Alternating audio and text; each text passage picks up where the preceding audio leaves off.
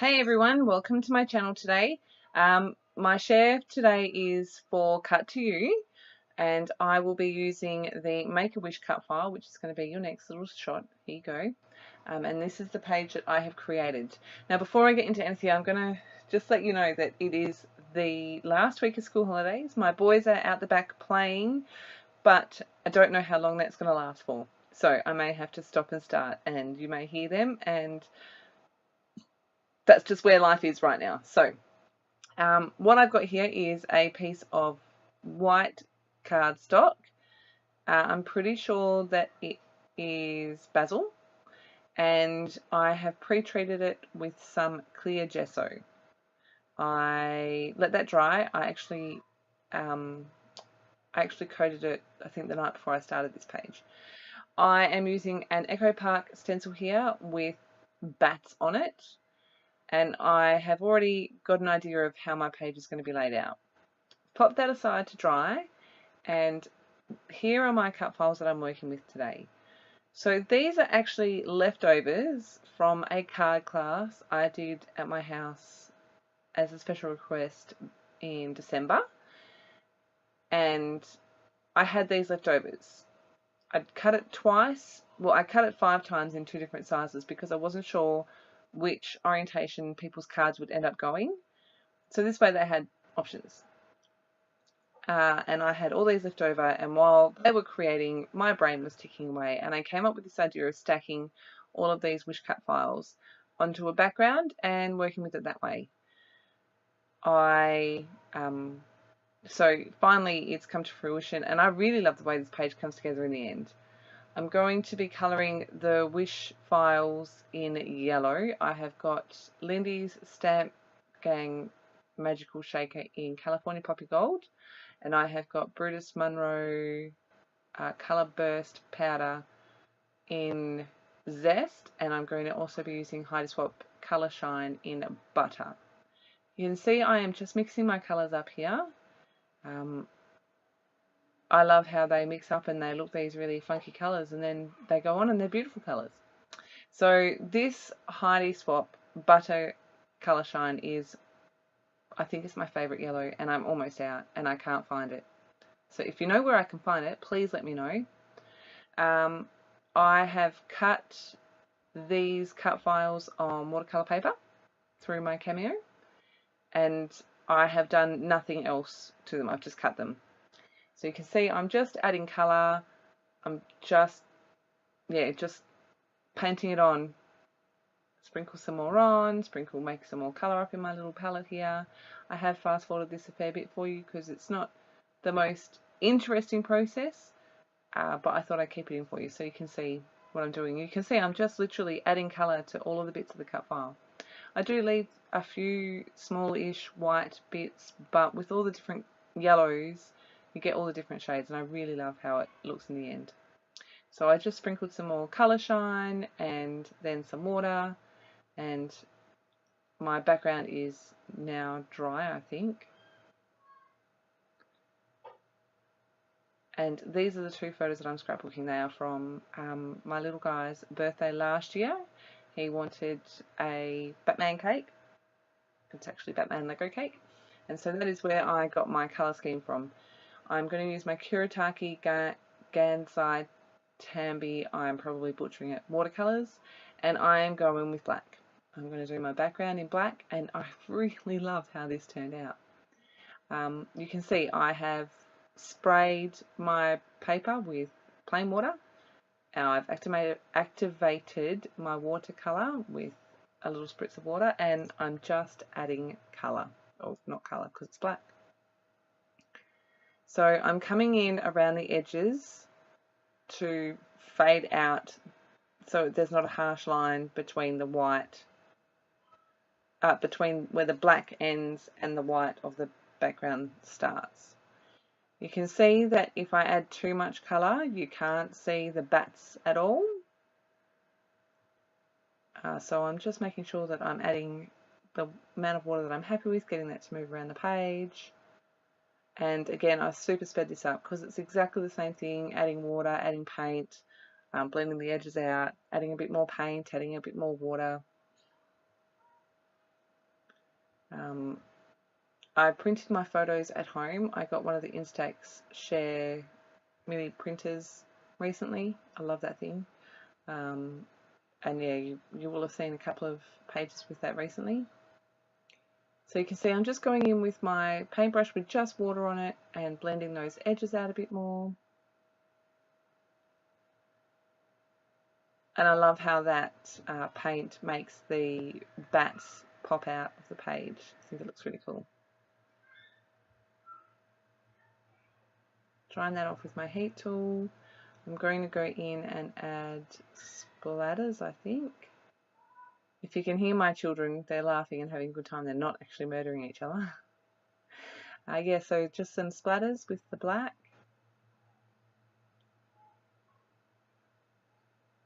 You can see I'm not being particularly careful.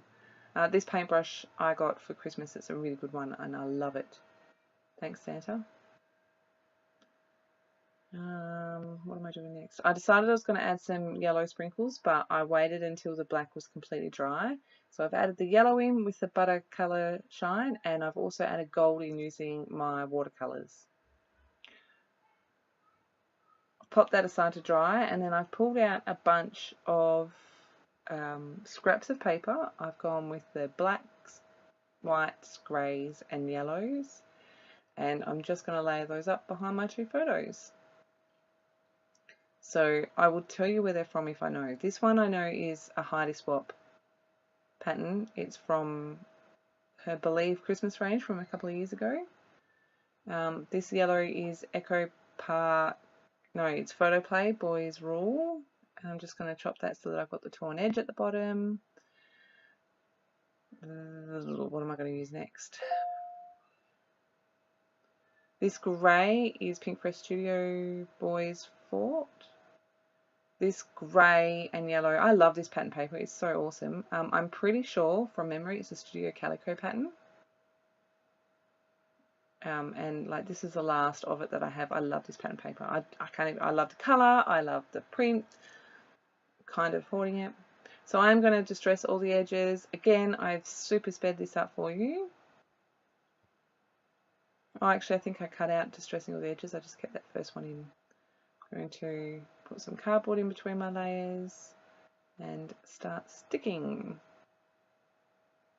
Oh no, I distress them as I go.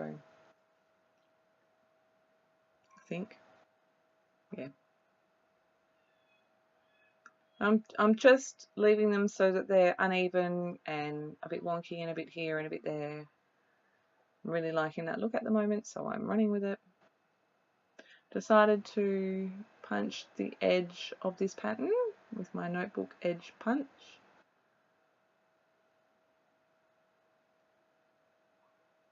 I'm distressing the edges of that, curling up the notebook edge, and I decided to put them on the two corners.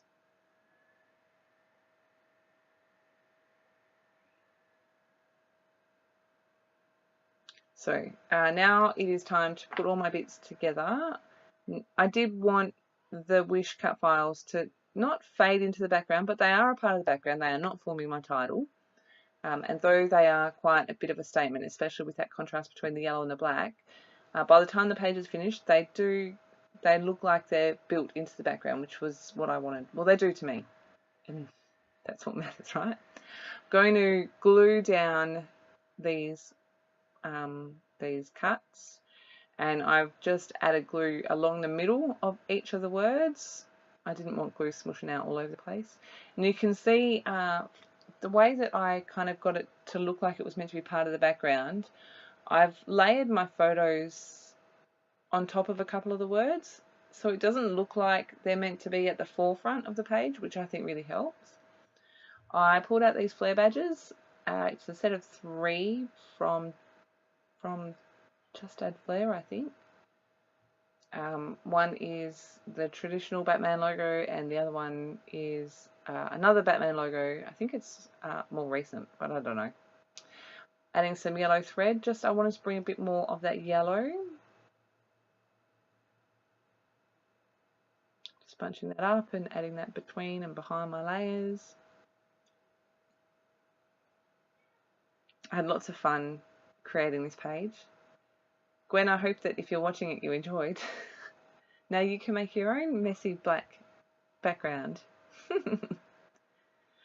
Using my Scotch tacky to glue down my flare badges, I decided I wanted some white splatters. Heavy white gesso, water, paintbrush, and mix it up, and off I go. Pretty sure I add some more yellow as well. That might be at the end. So I'm just adding lots of white splatters. Gluing my layers down.